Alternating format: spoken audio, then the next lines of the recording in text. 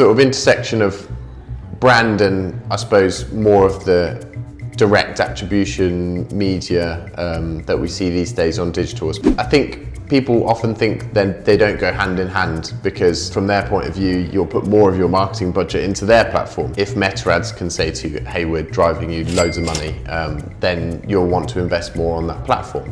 Whereas if you run a radio ad campaign or a billboard campaign, it's much more difficult to measure the direct impact, even if it might be overall positive and kind of higher up in the funnel in building awareness. I think often these days it biases spend more towards those direct attribution channels and campaign formats at the cost of more of the brand building piece.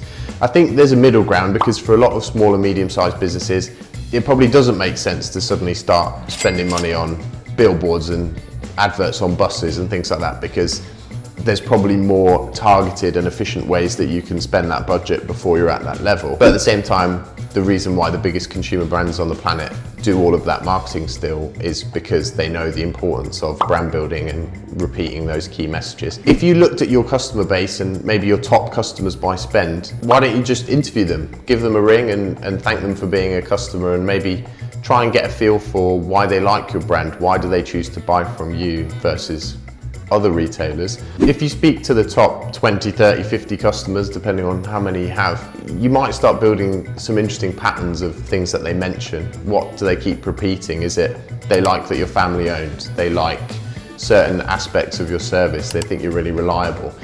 If you can build that sort of picture, you can then use that messaging to reinforce all of your messaging across channels, whether it's paid, whether it's email.